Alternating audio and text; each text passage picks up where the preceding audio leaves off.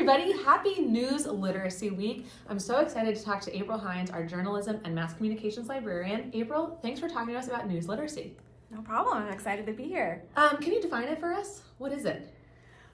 So news literacy, there's a million different definitions, but the simplest one is probably the ability to find, evaluate, and leverage news in the most effective and efficient way. The reason we're even talking about this is I came to April saying how, oh my goodness, I'm getting so many emails about the news and there's so much going on right now up in DC, and how do I consume it in an appropriate way, in a way that feels like I can take it all in without feeling overwhelmed. And April had all of these great tips. So we're gonna go through some of the tips right now, give you all some resources so you can feel like, okay, I can prioritize what's important to me while still being an informed consumer. Does that feel fair? Yes. Great. Okay, so what's the first thing someone should do if they're feeling like, oh my goodness, I'm getting tons of news from social media, my emails, and I don't know how to pick and choose what's actually factual? So what I usually tell people is a good place to start is to think about, if I have to choose a few news sources, which are the best ones to start with. And so I like to look at resources like the media bias chart from Ad Fontes Media. And a chart like that can be controversial because it puts media sources on a spectrum in terms of how far they skew right or left. They move up the chart as they get more factual and more research-based. And people have varying opinions about how things fall on that chart. But I will say that they are vetted by experts, they do share their methodology, and I think it's really important to diversify your news diet, just like you would your actual nutritional diet. Okay. So what I like to do is I like to choose news sources that are at the top of that chart, smack in the middle, and I'll choose a couple different ones that I wouldn't automatically turn to, but it's good to have, a couple, not just stick to one or two. For me, those are sources that find themselves in the middle and to the top of the chart like that. And just because you find news sources that have those great ratings, it doesn't mean that they don't make mistakes. What do we do? How do we trust? So let's say I'm looking at the chart and I'm finding the news sources in the middle.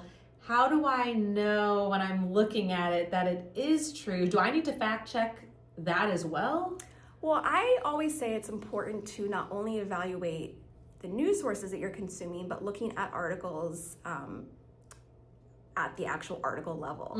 So for example, even the New York Times can make a mistake. Sure. So there is no such thing as a perfect news source that gets everything 100% right. So what I do when I'm consuming news is I think about how recent is this? Is this an old article that's circulating on social media? Yeah. And I didn't realize it's from 5 years ago. Who wrote it? Is this actually written by a trained journalist? Also, if they say, according to science or researchers say, do they actually cite their sources? Right. Do they say what researchers and where and when? Do they link to external statistics and facts? If it's an article where they talk about a marginalized community, but they don't actually interview anyone from that community, these are all things that can signal red flags, that can make you question. So it's important to always be evaluating the news that we're consuming and having that sort of critical lens. As the journalism librarian, can you talk about clickbait and maybe how to look at a headline and then read? Do you have an opinion about that? How it's just read me, look at this, and it gets stressful? Yeah, I do. So headlines, if you see a headline where you immediately have a reaction, you feel furious, you feel excited, you feel super sad, that's usually a sign that headline was designed to elicit that type of reaction, and that can have sort of a clickbait kind of warning sign to that. Yeah. So there have been times, I've even been guilty of this, where you see an article, the headline jumps out at you, it aligns perfectly with your beliefs. Right. It confirms something that you're already feeling, and you go, yes, right on, share. Share. And then you realize later, oh wait, that's actually not entirely true, or they were skewing the facts, or that headline really doesn't line up with the article. And I think a lot of us are guilty of that. Oh my God. Yeah. So anytime you have that like reaction, that strong reaction, that's a sign that says, okay, I need to read this article. Right. I need to make sure that what I think I'm looking at is what I'm actually looking at. Right. Okay, so a step is we go to the chart, and we're going to link that for y'all, and then we pick a couple news sources. What else can we be doing to become more news literate? What are some other things that you tell students of like, hey, you're consuming this news, think about this? So another thing I like to recommend is to follow fact checkers. Okay. So like PolitiFact, there's also the News Literacy Project, which has their own newsletter where they dive into things that are being misconstrued in the headlines, and they kind of break it down and tell you why and what to look for. Okay.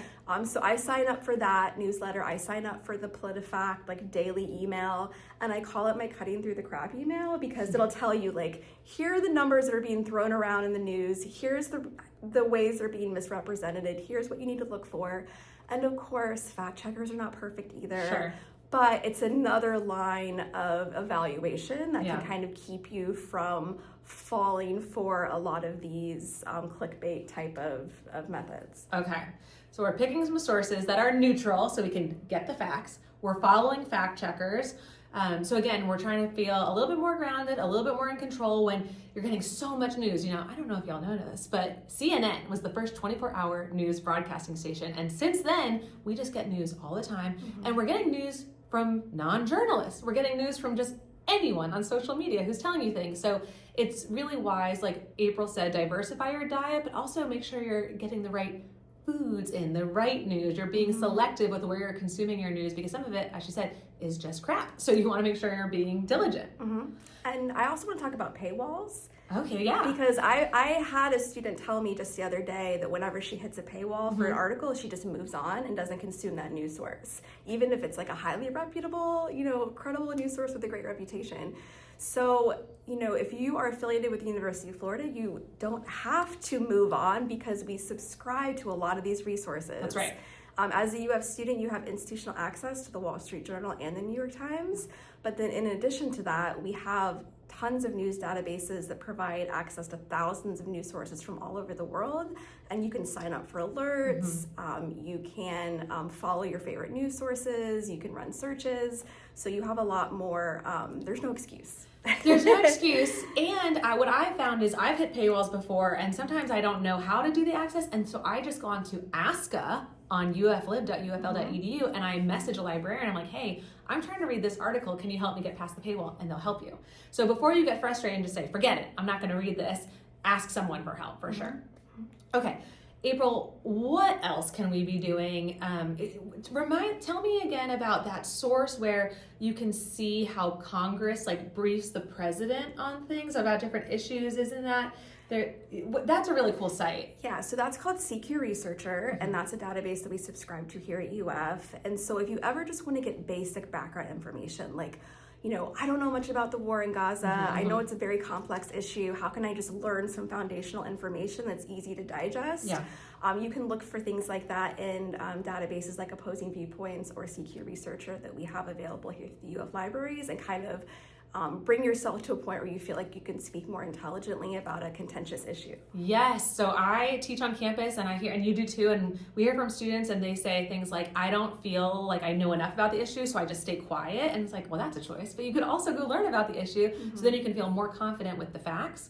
Okay, and then that made me think about, I saw a great tip where, since there is so much going on right now, and there's a lot of news coming in, getting with some friends and picking a couple of issues and splitting up the workload. So if I'm really passionate about issue A and April's passionate about issue B, and I don't want to focus on A and B, I can give her issue B and say, hey, can you go fact check this, look this up, and give me the updates I need to know. If you're feeling inundated with news and you're feeling, wow, it's way too much, you can focus on different issues in your friend group and then feel a little bit more in control and less overwhelmed. What else comes to mind? Any other tips, tricks, things that they should follow, things they should think about? I would just say that when you are consuming news on social media, ask yourself, am I experiencing this news firsthand? Like, is it the New York Times posting an Insta story?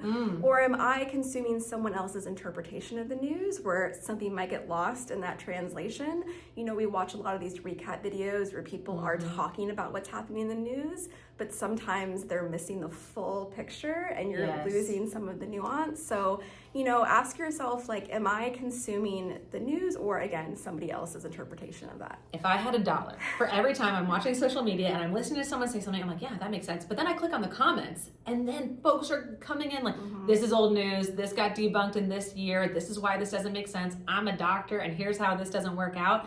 It's hard and it does make me feel like, oh no, I can't trust what's being put out there. But the reframe is I have resources like great librarians, great access to databases, I can follow fact checkers. So instead of feeling like, oh no, I can't trust anything, I'm just gonna ignore it all. No, take action. Action is the antidote to anxiety, and feel more in control by setting yourself up for success with this diet of news that you're gonna consume and feel more aware and like a more informed citizen. Exactly. April, thanks so much for helping us understand some of the resources that we have available, how we can move forward with all the news that we're getting all the time and still feel like we have a little bit of control. Yeah, I'm so excited to share this information. I think there's so many options. Happy News Literacy Week, everyone.